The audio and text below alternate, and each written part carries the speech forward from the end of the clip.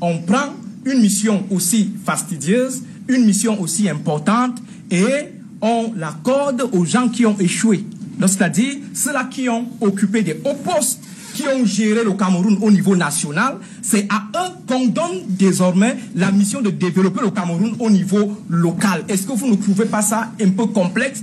Est-ce que vous ne trouvez pas ça un peu paradoxal lorsqu'on sait que, par exemple, le ministre Jacques Famondongo, s'il n'arrive pas à impulser le développement au niveau du ministère de l'enseignement supérieur, si le ministre Louis-Paul Motazé n'arrive pas à impulser le développement au niveau national à partir du ministère des Finances, nous avons quelle certitude que c'est au niveau local qu'ils vont devenir, par exemple, des bons gains. Donc, voilà des questions qui... Me permettez de répondre? Permettez de répondre. En fait, j'étais en train de regarder mes notes pour savoir si M.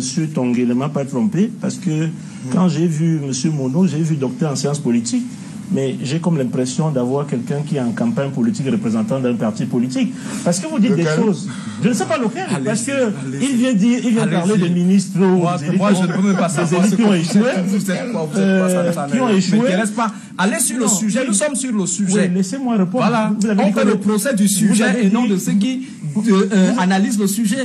Monsieur Mono, vous avez dit au départ qu'on n'est pas dans un duel. Voilà, en disant, en procédant aux simulations, on vous a dupé, on vous a dit qu'on devait avoir affaire à un docteur, après vous avez eu un terroriste. Non. Alors, je peux vous répondre maintenant?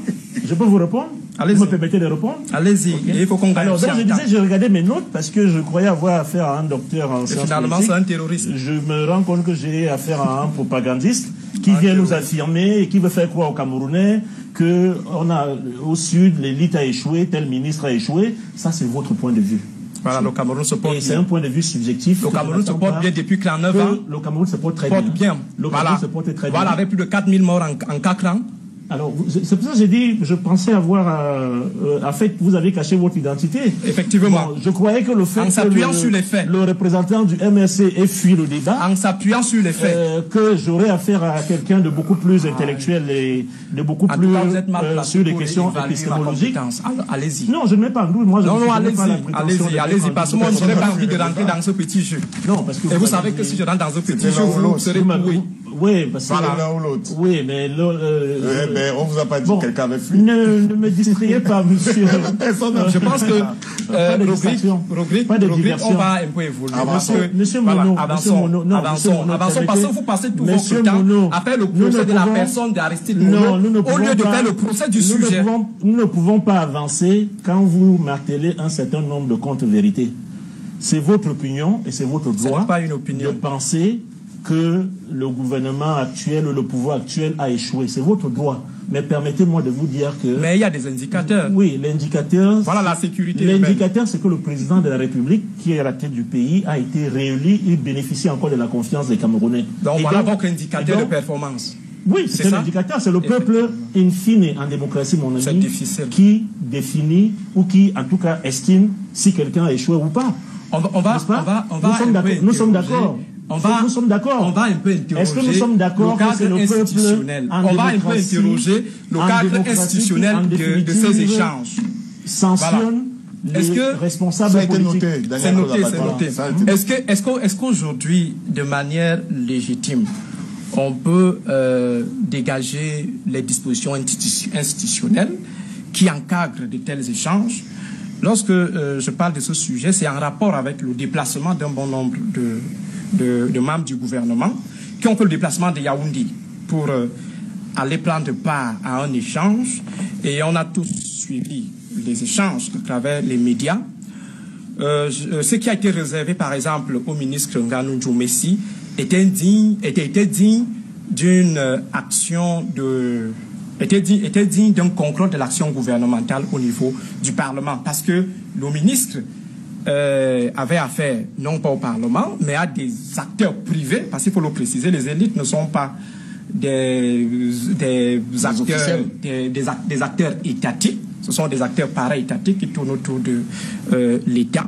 Alors comment se fait-il que dans une république qui a des cadres bien élaborés, à savoir le Parlement, avec tous les moyens de contrôle de l'action gouvernementale, question orale, enquête parlementaire, on se retrouve avec une situation où des ministres quittent la capitale Yaoundé quittent le siège des institutions où le débat sur leur action doit être engagé pour aller s'expliquer devant des acteurs privés, des élites. On imagine par exemple le ministre Jacques Famondo assis au sultanat de Koussery en train d'expliquer aux enfants de Koussery pourquoi par exemple telle politique n'a pas été porteuse. Pourquoi il n'y a pas d'UBS? On imagine le ministre Louis-Paul Motazé assis quelque part au Lamida de Marois en train d'expliquer pourquoi est-ce que les choses ne marchent pas de ce côté-là. Et moi, je soupçonne le charisme de ces membres du gouvernement qui ont fait ce déplacement, peut-être parce qu'il y avait le haut accord du chef de l'État, mais au fond, j'essaye de faire des simulations, je n'arrive pas à trouver mes marques du point de vue institutionnel ou alors du point de vue juridique. Je ne sais pas quel est le cadre institutionnel et juridique qui encadre ce genre d'échange entre des acteurs privés. Donc désormais, on veut intégrer dans les chaînes de perception des Camerounais que désormais, lorsqu'on a à gérer un problème de politique publique, on convoque le ministre au village pour venir nous expliquer. Et c'est pourquoi moi je continue de soupçonner cette initiative au-delà de son caractère salutaire dans le principe. Parce qu'il est inconcevable que des ministres fassent un déplacement pour aller expliquer aux enfants d'un village et entre-temps, le ministre n'est pas du village. Là encore, élevez le débat. La réunion de Bolova n'était pas une réunion du village. Soyons un peu sérieux. Village régional. Hein? Village régional. Voilà. Le village régional n'existe pas au Cameroun, à ma connaissance. C'était quel frère? Nous avons des régions. La fraternité existe dans quel cas? Quand vous dites des choses, permettez-moi de répondre. La fraternité existe dans quel cas? Il s'agissait de quel frère? Alors, non, les frères, on l'a défini. Moi, je vous ai dit ce qui était frère. L'élasticité du frère. Oui, non, parce que c'est africain. Vous êtes africain, vous avez fait sciences politiques, donc vous avez fait sociologie. Je parle plutôt de l'élasticité de la notion. Lorsque vous êtes pris au piège, vous commencez à tirer de long à l'âge. La notion de frère est élastique en Afrique. Vous le savez, vous qui avez comme celle de village. Voilà.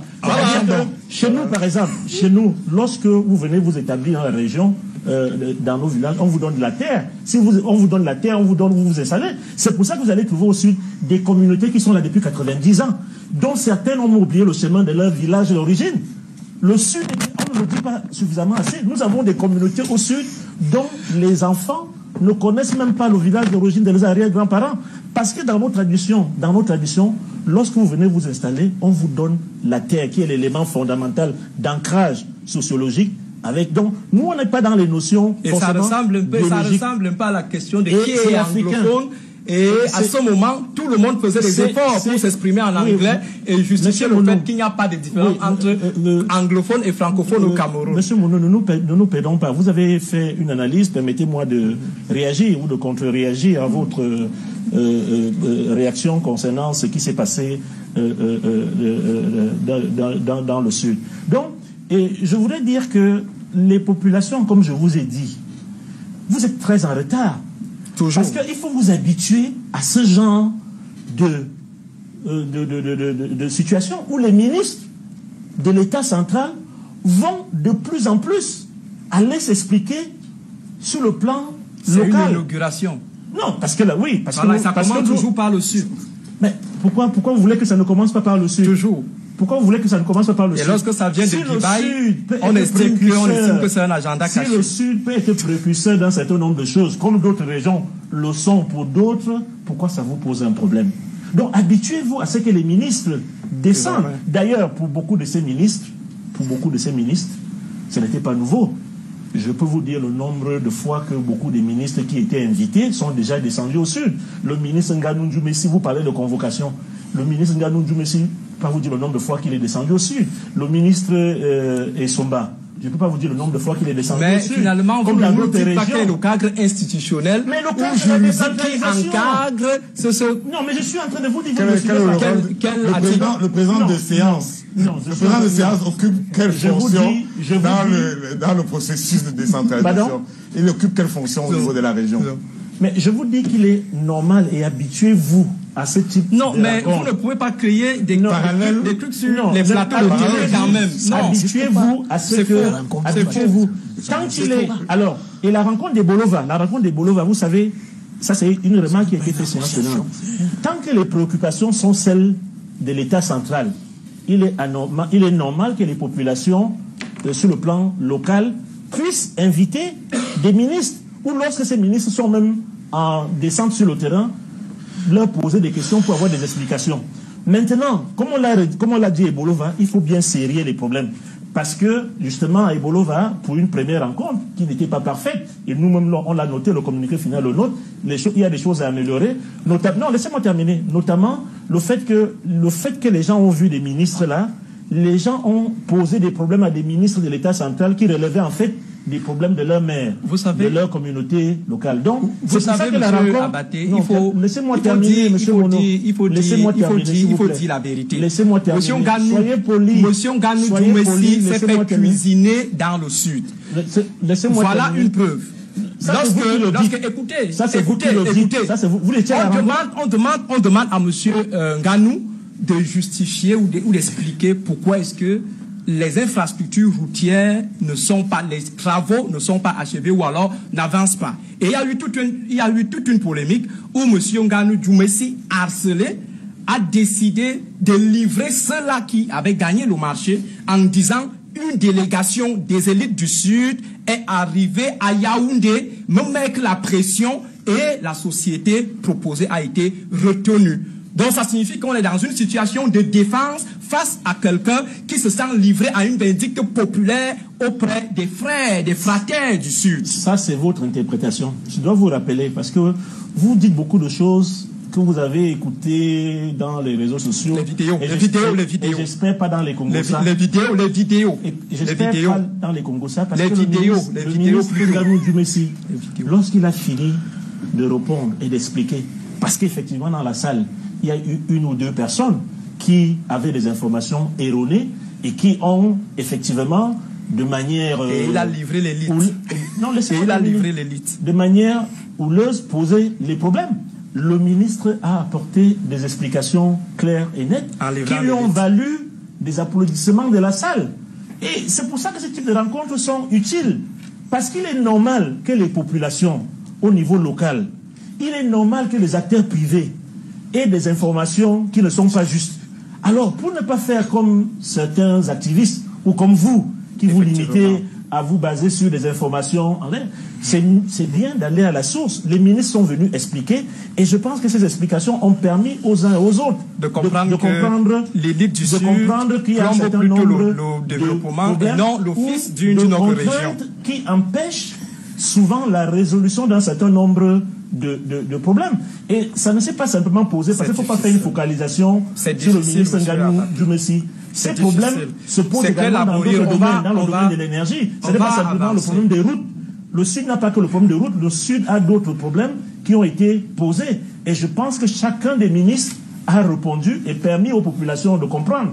Et au-delà de comprendre aussi que, au lieu d'adresser certaines récriminations à des ministres de l'État central aujourd'hui, la décentralisation veut qu'un certain nombre de préoccupations soient posées à des maires aujourd'hui et à la région. C'est pour ça que le comité de suivi, vous avez vu le comité de suivi des résolutions ou des décisions de prise dans le cadre de ce regroupement fraternel, le comité de suivi est présidé par le président de la région. Qui aurait pu présider la réunion fraternelle. Voilà. Je vous dis, la convocation de la réunion fraternelle est une première initiative. Alors, vous vous intéressez à des détails. Vous vous intéressez à des détails.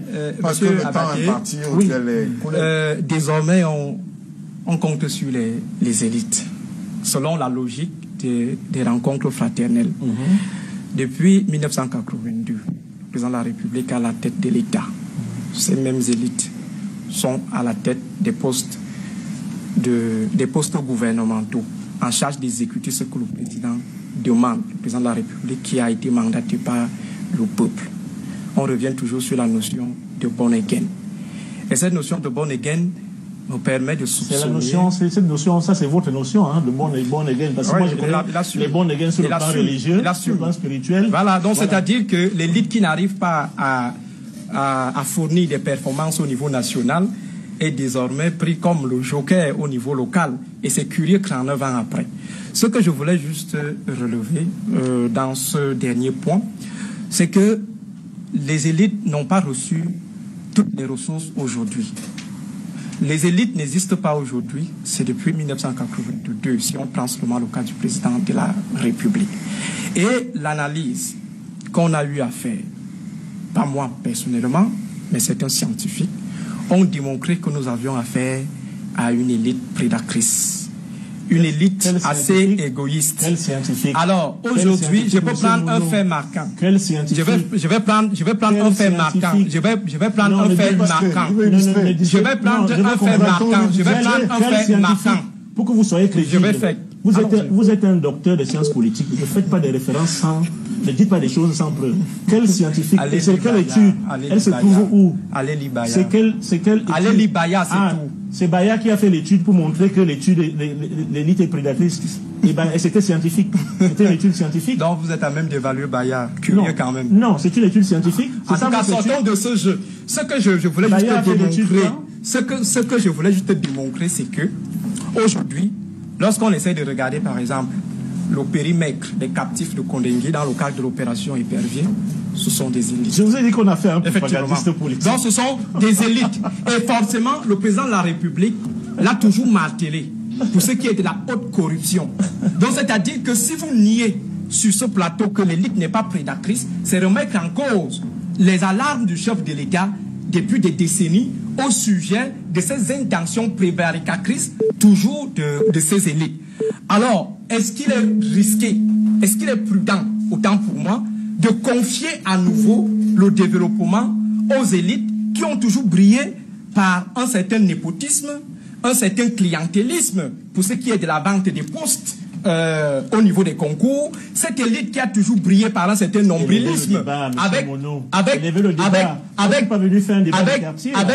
un certain accaparement parental ou conjugal des affaires vous êtes publiques. Un docteur de sciences politiques. Mais nous sommes sur les faits. Laissez les choses du quartier. Voilà l'élite qui désormais doit présider aux destinées du développement, du Cameroun. Est-ce qu'à un moment donné, en lieu et place de ce type de rencontre, qui semble beaucoup plus une stratégie politique, parce que vous donnez des libertés de détecter des ambitions cachées des autres.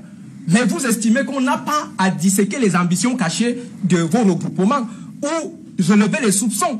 D'abord, la première chose, et vous l'avez dit, c'est que c'était au lendemain des renouvellements des bureaux des organes de base. Il était question de démontrer que le Sud reste solide. C'est une ambition purement politique, donc de consolidation du socle.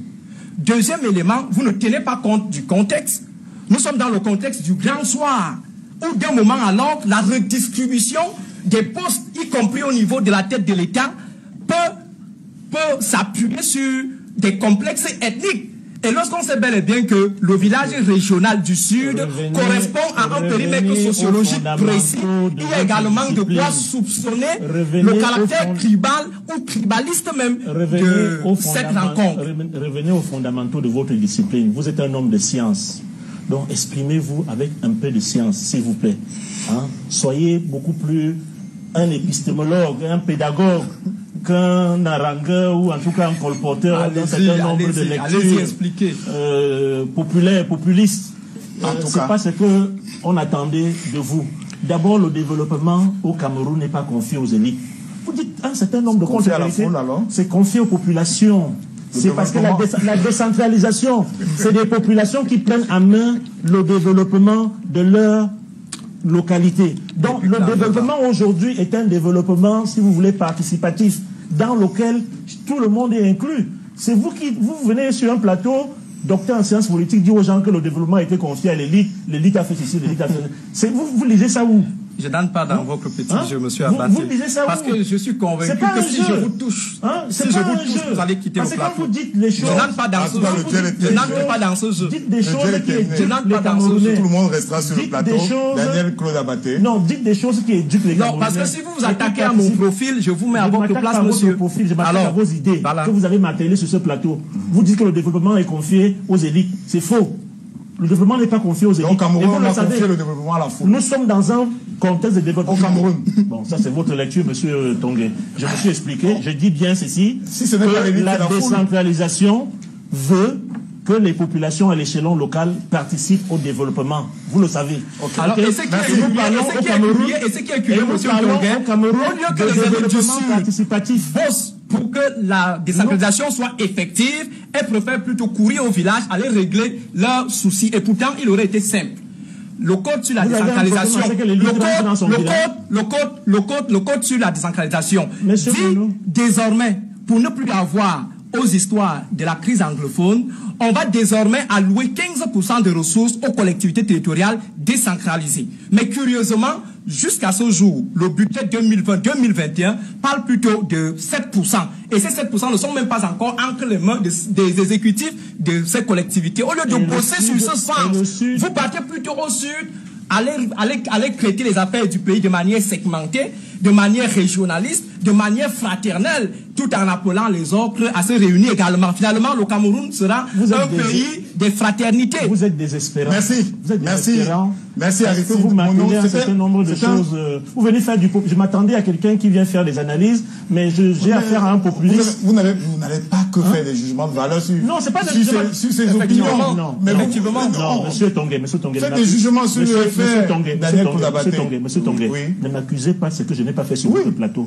Je m'attaque aux idées. Et j'ai le droit de dire que ces idées sont populistes. En revenant toujours, donc soyez en modération avec cette partie. Non, ne m'imposez pas de dire, vous ne l'avez pas imposé de dire ce qu'il dit. Ne m'imposez pas de dire ce que je vous dis que ces idées sont populistes. Je m'attendais à voir un contradicteur sur des idées, sur des projets, sur une certaine vision, comme il a dit, bien que différente, mais pas quelqu'un qui vient me faire du populisme sur un plateau. Merci. Merci, c'est bien noté. Quand il parle d'élite présatrice, vous n'avez pas parlé, vous n'avez pas parlé. On va permettre à Janice Kamga d'occuper votre siège pour la synthèse, le temps de prendre une question chacun. D'accord. Juste pour que notre collègue s'installe. Alors, le thème de cette rencontre fraternelle du Sud, ensemble consolidons les acquis, ensemble construisons l'avenir. C'est vrai que sur ce plateau, on n'a pas assez parlé de cela. Alors, la question, c'est de savoir...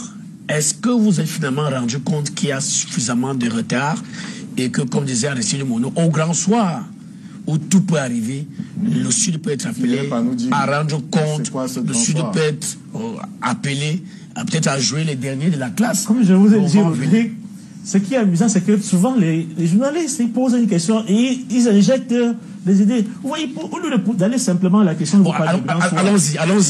Ensemble, consolidons les acquis. C'est quoi le grand Ensemble, construisons l'avenir. De quoi a peur le Sud au grand soir? Où est la peur, monsieur Amba? Dans le fait que les fils et filles du Sud se réunissent et discutent de leurs problèmes. Pourquoi vous ne prenez pas les choses simplement et positivement? La peur est à quel niveau? Vous voyez la peur dans le fait que le Sud se réunisse? Peut-être que vous parlez de la peur d'autres, mais en tout cas, ce n'est pas le Sud. Ce n'est pas au Sud qu'on va parler de peur. C'est le droit des fils et filles d'une région, pas seulement le Sud, d'aspirer, de dialoguer, de s'asseoir pour réfléchir à leurs problèmes. Il faut que ce soit clair. Et notre souhait, je vous l'ai dit, c'est que ce genre de rencontres fraternelles se disséminent à l'échelon national, que dans toutes les régions, les élites s'impliquent. Parce que ce genre de rencontres, elles ne sont pas faciles pour l'élite, contrairement à ce que quelqu'un a voulu faire dire sur ce plateau. Elles ne sont pas faciles. Donc, que l'élite ait le courage de rencontrer les populations, à mon avis, c'est quelque chose à encourager. Et surtout si c'est terrain. Et dans le communiqué final, vous avez vu que les populations, en tout cas les participants, pérennisés. André Achille-Meka. C'est quelque chose qu'on doit encourager dans le cadre de la démocratie, parce que c'est de ça qu'on a besoin. Il faut de temps en temps qu'il y ait des cadres de concertation, de réflexion et de prospective au niveau régional pour que la décentralisation soit... voilà, effectivement. Évitez-moi un infarctus et permettez-moi de poser ma question. Alors, Daniel Claude Abaté, vous avez eu la chance, je reviens encore sur la question, d'être dans cette rencontre. Et vous l'avez dit, vous avez bénéficié de l'onction du chef de l'État. Alors, est-ce que vous pouvez partager avec tous les Camerounais le compte rendu que vous avez renvoyé au chef de l'État, parce qu'il vous a donné son onction, forcément, vous aviez l'obligation de lui rendre compte. Qu'est-ce que vous lui avez dit en retour? Que vous avez maîtrisé la situation? Je crois que vous avez beaucoup lu Voltaire. Voltaire disait, en tout cas on lui prête avoir dit, mentez encore, il en restera toujours quelque chose. Je suis donc un menteur? Non. je m'appuie de cette pour dire que ce n'est pas en m'attelant tout au long de l'émission, le chef de l'État, l'onction du chef de l'État, malgré les... Vous avez brandé la salle. Monsieur Tongué, chef de l'État. Avec les explications... Même le communiqué final. Avec les explications que je vous ai données, ça ne devrait pas revenir. Donc je crois que ça revient parce que vous voulez marteler ça à la tête des Camerounais. Parce que je vous ai dit, le haut accord du chef de l'État, il est pour toutes les régions. Puisque c'est le chef de l'État qui a impulsé la dynamique de décentralisation. Nous l'avons compris. Nous parlons du compte rendu. Quel est le compte rendu que vous avez fait? Vous a dit qu'il a rendu compte au chef de l'État. Le modérateur. Lui qui vous a donné l'onction. Quel est le compte rendu que vous avez rendu compte au chef de l'État? Qui a rendu compte au chef de l'État? Permettez-moi donc de vous répondre. Allez-y. Permettez-moi de vous répondre. Donc, je voudrais d'abord déconstruire. Parce que ça a été fait. Non, ce n'est pas fait. Pourquoi vous avez l'impression qu'il y a toujours on m'appelle, on veut montrer que... Est-ce que le compte rendu a été fait à celui qui a Non. D'abord, si vous avez lu le communiqué final, on n'a aucune preuve qu'il a donné le haut accord. S'il vous plaît. Déjà, on se parler parfois comme ça. Voilà. Mais c'est vous qui affirmez qu'il y a eu un... C'est vous qui affirmez qu'il y a eu un accord spécial. C'est simple, monsieur Abati. On a fait le compte rendu. On n'a pas fait le compte rendu. Écoutez. Dans le communiqué final, il y a 2 points fondamentaux. Dans les recommandations, point D, qu'une adresse particulière soit faite à la droite du chef de l'État pour le remercier des mesures prises par le développement. Donc, dans le communiqué final, c'est prévu que les résolutions et les décisions vont être rendues au chef de l'État pour qu'il comprenne ce qui se passe au Sud. Nous sommes là donc il n'est pas au courant de ce qui se passe au Sud. On a la réponse. Donc, honnêtement, revenu. Le président vient au Sud. Il est dans les problèmes de sa population. Daniel Pozabaté, je vous invite à suivre ce qu'on retient de cette émission. Parce que nous avons débordé largement sur le temps imparti. Janice Kanga a installé pour ça. Bonsoir. Bienvenue dans l'arène. Que retient-on de cette édition? Daniel Claude Abaté, bonsoir. Bonsoir. L'on retient de votre passage sur cette émission que les rencontres fraternelles du Sud, c'est une rencontre des fils et filles du Sud qui se rassemblent au-delà de leurs appartenances politiques pour penser les problèmes de cette région. Par fils et filles, vous entendez ceux qui sont établis au Sud par la filiation, soit par le Yus Soli, la résidence dans cette région. Un certain nombre de responsables ont donc été associés à cette rencontre, car de par leur fonction, dites-vous, ils étaient appelés à expliquer aux populations les enjeux de développement de la dite région. On parle là d'infrastructures routières, des télécommunications et d'énergie, entre autres. Et au-delà de tout amalgame, vous tenez à préciser que cet événement se tient dans un cadre républicain. Il entre en droite ligne avec la politique de décentralisation mise en œuvre par le chef de l'État, le président de la République, Paul Biya. Et vous dites ensuite, ce n'est ni l'apanage du Sud ni l'apanage du Cameroun. D'ailleurs, vous encouragez les autres régions à faire pareil, car selon vous, ces rencontres sont utiles. Et on note aussi que vous martelez que le Sud n'est pas privilégié. Vous en voulez pour preuve, entre autres, les sorties remarquées de ces populations qui expriment leurs revendications de façon véhémente ces derniers temps. S'agissant de ces autres rencontres qui auraient été interdites, vous dites qu'il n'y a pas de 2 poids, 2 mesures. Cela entre dans le cadre de mesures conservatoires prises par les pouvoirs publics pour éviter ces rassemblements-là qui ne se limitent pas aux problématiques de développement local, mais qui nourrissent des agendas cachés. Parlant justement de développement local, vous indiquez qu'il n'incombe pas à l'élite, mais aux populations. Je vous cite, nous parlons au Cameroun de développement participatif. Enfin, Daniel Claude Abaté, vous êtes un fils du Dja Lobo, également un cordon bleu, un talent qui vous permet d'entretenir la fibre familiale. Et s'il y a une souffrance qui reste vive dans votre cœur, c'est la perte de votre maman, à qui vous vouez, même dans l'au-delà, un amour à toute épreuve. Pour finir, peut-être un conseil, une maxime que l'on garde de vous. Vous dites, quand vous voulez être inspiré dans la vie, soyez ouvert. Merci.